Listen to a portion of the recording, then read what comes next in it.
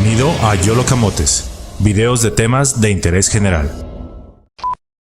La historia de México ha sido una trama de lágrimas, sangre y traiciones, donde los auténticos héroes son olvidados y los villanos son homenajeados.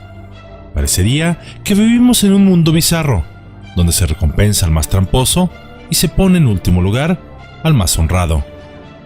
Y a pesar de que aparentemente sea así, de vez en cuando el destino también les da lo que merecen a aquellos que han obrado mal. Hoy deseo platicarles un poco de esa justicia que algunos llamarían divina y otros simplemente azarosa. Pero a fin de cuentas, los villanos no se salieron con la suya.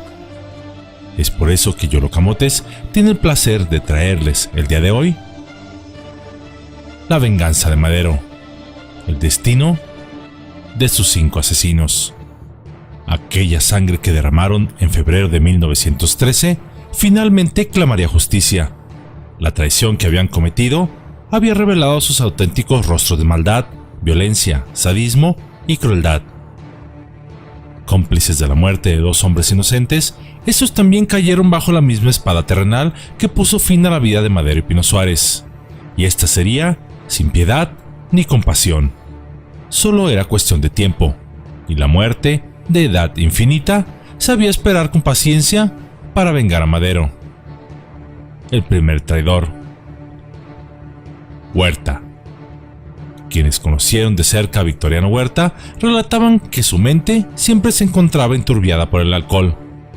Huerta era un militar ambicioso y frío, que no se tentaba el corazón para llevar a cabo las actividades más detestables, como el exterminio de los mayas en Yucatán en el año de 1901, o arrasar con los pueblos de Morelos cazando zapatistas en 1911, o incluso eliminar a sus enemigos políticos.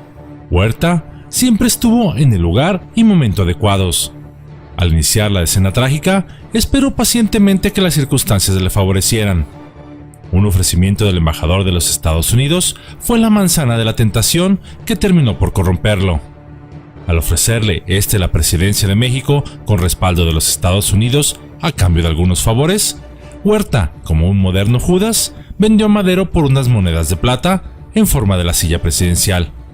Fue así que cuando tuvo en sus manos el destino de Madero como jefe de la guarnición de la plaza y el de los sublevados, a quienes tenía sitiados en la ciudadela, dio paso a la traición.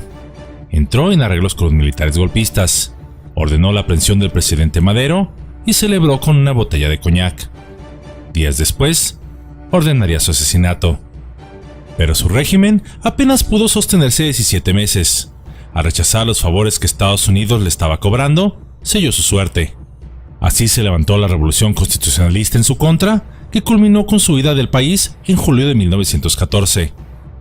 A mediados del año siguiente, intentó organizar un movimiento rebelde, pero fracasó ya que nadie lo apoyaba. Cuando digo nadie, me refiero al vecino país del norte.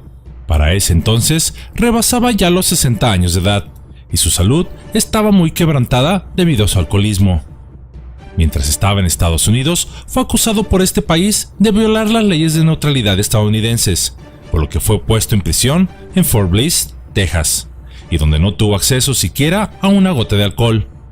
Así, humillado por los estadounidenses y atormentado por los síntomas que presentan a quienes se abstienen repentinamente del alcohol, tales como temblores, confusión y alucinaciones, mejor conocido como delirium tremens, el alcohol acabó con su hígado y falleció el 13 de enero de 1916. A su trágico fin le seguiría el de sus compañeros de traición, Aureliano Blanquet, Manuel Mondragón, Francisco Cárdenas y Félix Díaz. Segundo traidor, Aureliano Blanquet. Solo unos días antes del inicio de la escena trágica, el general Aureliano Blanquet lanzó una patriótica proclama en Toluca, defendiendo al gobierno maderista y llamando al orden a los grupos rebeldes. En sus palabras, parecía asomar su agradecimiento al presidente por haber recibido de sus manos la banda de general de brigada en diciembre de 1911. Su proclama decía así: malas inteligencias nos han extraviado al extremo de suponer un mal gobierno en el legítimamente emanado del pueblo. Ese gobierno sintetiza la legalidad y eso obliga al Ejército Nacional a honrarse sosteniéndolo enérgicamente o a morir por él. Y es deber de todo mexicano sostener ese mismo gobierno que para nosotros representa la legalidad más pura. Cierro la cita. Pero Blanquet no estaba dispuesto ni a honrar al ejército ni a morir por el gobierno, tampoco a respetar la legalidad. El 18 de febrero de 1913 se encargó personalmente de la aprehensión de Madero, no obstante que estaba encargado de velar por su seguridad. Ante las enérgicas palabras del presidente, «Es usted un traidor». Blanquet bajó la mirada y solo respondió, «Es usted mi prisionero». Horas después fue ascendido a general de división. Parece que la historia de México está llena de recompensas a los traidores. Pero poco le duró el gusto al flamante general, y en los meses siguientes demostró su incapacidad y falta de talento militar para frenar a los constitucionalistas. Como el resto de los traidores, al caer el régimen de Huerta, un día dijo, «Ahorita vengo, voy al pan». Seguramente la panadería quedaría en Cuba, pues repentinamente apareció ahí. En 1919 regresó con nuevos bríos para sumarse a una más de las revueltas encabezadas por su viejo amigo, el eterno perdedor, Félix Díaz. Sin embargo, esta vez su fortuna sería distinta. Perseguido por las tropas del general Guadalupe Sánchez y temeroso de caer en manos de sus enemigos, el 15 de abril se encontró de frente con la muerte al despeñarse con su caballo en una barranca en la Sierra Veracruzana. Los carrancistas recuperaron su cadáver, en cuyo rostro se reflejaba el más puro terror, y con la misma precisión con la que en 1867 Blanquet le diera el tiro de gracia a Maximiliano, le cortaron la cabeza, la cual por unos días fue exhibida como trofeo de guerra en el hermoso puerto de Veracruz. Tercer traidor, Manuel Mondragón. Su odio al régimen de Madero nació de la imposibilidad de seguirse enriqueciendo a costa del ejército. Como jefe del departamento de artillería, durante el porfiriato, Manuel Mondragón se había hecho de una muy buena fortuna, adquiriendo armamento en el extranjero. Durante años se sirvió con la cuchara grande, al solicitar a las casas proveedoras que aumentaran un porcentaje al precio de cada pieza de artillería, la cual iba directo a su bolsillo. Mondragón liberó a Félix Díaz y a Bernardo Reyes al iniciar la decena trágica, aquel domingo 9 de febrero de 1913, y se encargó además del bombardeo a Palacio Nacional desde la Ciudadela. Con un certero disparo destrozó la Puerta Mariana de la vieja construcción. El día 18 cometió uno de los actos más sádicos de la decena trágica, con el asesinato de Gustavo Madero, hermano del presidente Francisco Madero. Sin sentir ningún remordimiento, permitió a sus hombres asesinarlo brutalmente y de paso fusilar al intendente del Palacio Nacional, de nombre Adolfo Basso, cuyo único pecado fue estar presente al momento de la aprehensión de Gustavo Madero. Huerta lo bañó a Mondragón de prestigio y alabanzas, al nombrarlo ministro de Guerra y Marina. Desde su nuevo encargo, el general volvió a las andadas, incrementando su fortuna a la sombra de los negocios públicos. Pero Victoriano, hombre que desesperaba fácilmente, se deshizo de su ministro en julio de 1913, culpándolo por la derrota del ejército federal en Zacatecas. Mondragón entonces partió al exilio y no volvió jamás a México. Fuera de México, contrajo una sabrosa tuberculosis estomacal que lo llevó muy lentamente, a la muerte. Terribles y agonizantes dolores lo asaltaron durante sus últimos días, los cuales lo hicieron delirar y ver fantasmas. Decía ver a Madero. Quizás su conciencia lo estaba ya juzgando. Finalmente expiraría el 28 de septiembre de 1922 en San Sebastián, España. Sus contemporáneos le llamaban el Judas de las 30 monedas de plata. Cuarto traidor, Francisco Cárdenas. Tenía 15 años sirviendo en el cuerpo de rurales y el 21 de febrero de 1913 solicitó al nuevo gobierno su traslado e incorporación al Ejército Federal. Huerta y Blanquet lo recibieron con los brazos abiertos. En su hoja de aptitudes, el mayor Francisco Cárdenas estaba definido como apto para desempeñar las comisiones del servicio que se le confíe, es decir, alguien que haría todo y lo que sea. Era el hombre indicado para asignarle una delicada tarea. La noche del 22 de febrero, Cárdenas condujo a Madero a la penitenciaría. El mayor bajó al expresidente en la parte posterior de la penitenciaría y, sin atreverse a mirarlo de frente, pero con toda la sangre fría, le disparó 2 tiros en la cabeza. La orden estaba cumplida. 4 días después, la Secretaría de Guerra dio respuesta a su petición señalando que no existían antecedentes del solicitante, pero como estaba a las órdenes de Blanquet y había prestado recientemente buenos servicios, era conveniente que se le premiara. Cárdenas se incorporó felizmente al Ejército Federal y al año siguiente ya era general. Con la caída de Huerta, salió huyendo del país como cucaracha fumigada. En 1920, bajo la presidencia de Adolfo de la Huerta, fue dado de baja del Ejército Nacional. Ello por indigno de pertenecer a él. Cárdenas huyó a Guatemala, donde el gobierno mexicano solicitaría su extradición. El gobierno guatemalteco decidió conceder la extradición, por lo que Cárdenas decidió nuevamente darse a la fuga, pero fue detenido. En plena plaza de armas de Guatemala, logró zafarse de quienes lo conducían y, sacando rápidamente una pistola que tenía escondida, decidió ponerle fin a su propia vida. Otras versiones apuntan a que fue asesinado debido a lo que sabía sobre el crimen de Madero, pero eso ya lo relataremos en otro video. Su diario personal, por cierto, se encuentra en el Ministerio de Relaciones Exteriores de Guatemala. Traidor número 5. Félix Díaz. Este hombre, al contrario que los demás, murió en su cama el 9 de julio de 1945, pero partió de este mundo de manera solitaria, muy lejos de la gloria y pompa que creyó siempre disfrutaría, frustrado por no haber sido siquiera la sombra que pretendía ser. Vivió creyendo que con su apellido, Díaz, México se postraría a sus pies. Estaba equivocado. Félix Díaz fue un soldado mediocre. Intentó rebelarse tantas veces como pudo y fracasó una y otra vez. Ni siquiera la caída de Madero se debió a su poco talento. Había sido Huerta quien manejó los hilos de la política y al final el que se había quedado en el poder. La sombra de su pariente Porfirio Díaz lo persiguió durante toda su vida.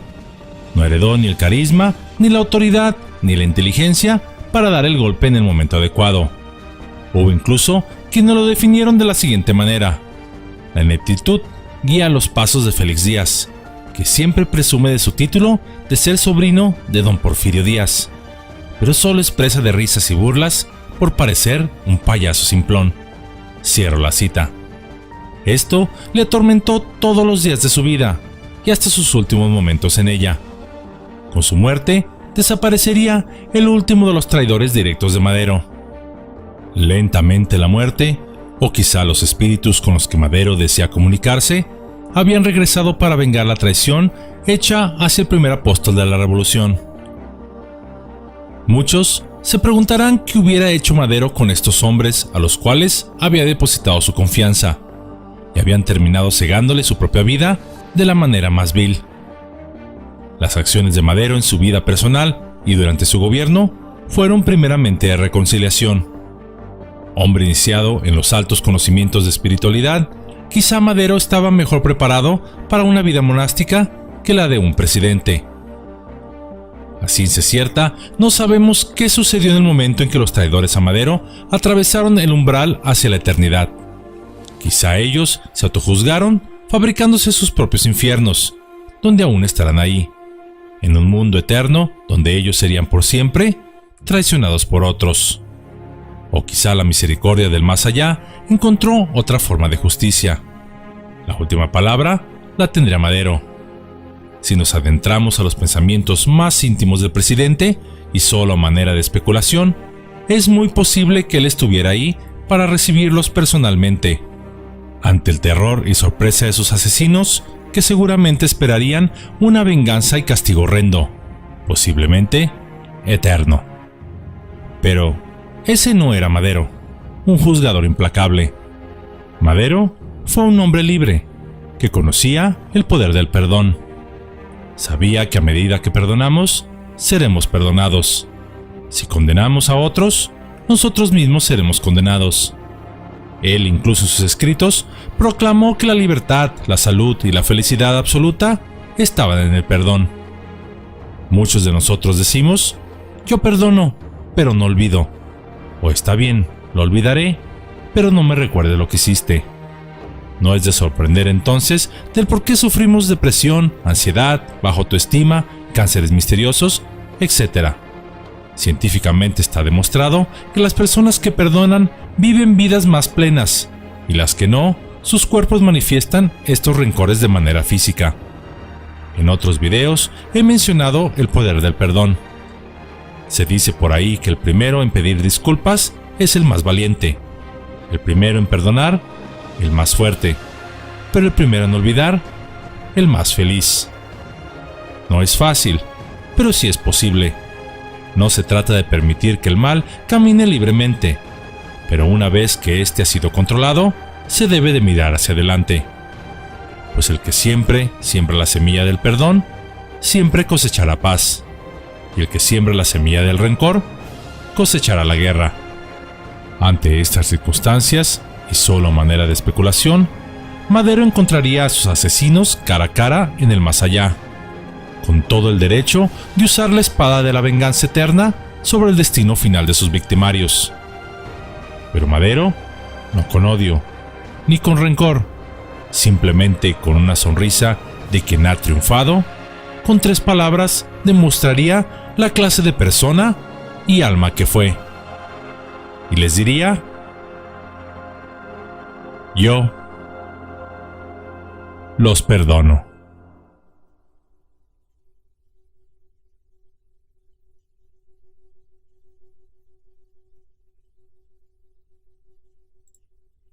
Muchísimas gracias por tomarse su valioso tiempo para ver esta sencilla cápsula. Si fue de su agrado, les invito a que le den su pulgar arriba y compártanla. Suscríbanse si aún no lo han hecho. Asegúrense que la campanita esté activada para que puedan recibir notificaciones de nuevos videos en el canal. Les recomiendo revisen periódicamente el estado de suscripción, así como de la campanita, pues el algoritmo de YouTube tiene la pésima costumbre de eliminar ambos sin solicitar el permiso de ustedes. Incluso si están suscritos y con la campanita activada, el algoritmo determina si avisarles o no de nuevos videos. Si desean apoyar el canal a través de alguna donación, de antemano se los agradezco de todo corazón. Mi salud ha mejorado bastante. A casi un año de distancia, estoy casi completamente sano. Aún me falta algo por recorrer, pero mes con mes he ido mejorando. Gracias a todos los que me han acompañado y tenido paciencia durante todo este tiempo. Y aunque siempre estoy listo para irme cuando el destino lo requiera, estoy feliz de aún estar aquí. Deseo que todos los que estén padeciendo de alguna enfermedad, sea física, mental, moral, etc., pronto encuentren también su recuperación. No hay enfermedad ni condición incurables. Tampoco tengan vergüenza en pedir ayuda. El próximo mes espero presentarles una cápsula con más detalles sobre este camino que he recorrido a casi un año, para que ojalá y a alguien les sirva como guía para también encontrar su salud. Para aquellos que deseen apoyarme a través de alguna donación, la liga aparece ahora en sus pantallas y se encuentra también en la descripción de este video. Como es costumbre, les invito cordialmente a echarle un vistazo en mis redes sociales y a visitar la página yolocamotes.com. Nuevamente, gracias por regalarme un poco de su tiempo en cada video, así como sus comentarios positivos, que son muchos y todos los leo. Gracias por todo su apoyo en general. Gracias por estar aquí. Gracias por ser parte de mi vida y por permitirme ser parte de la de ustedes. Gracias por darme los ánimos para continuar trayéndoles estas sencillas historias y relatos poco conocidos de nuestro vasto y hermoso México, así como todos nuestros bellísimos países hermanos de habla hispana con los que compartimos un origen y un destino en común. Nuevamente, a todos ustedes, y aunque suene como disco rayado, muchísimas gracias. Su amigo, Yolo Camotes.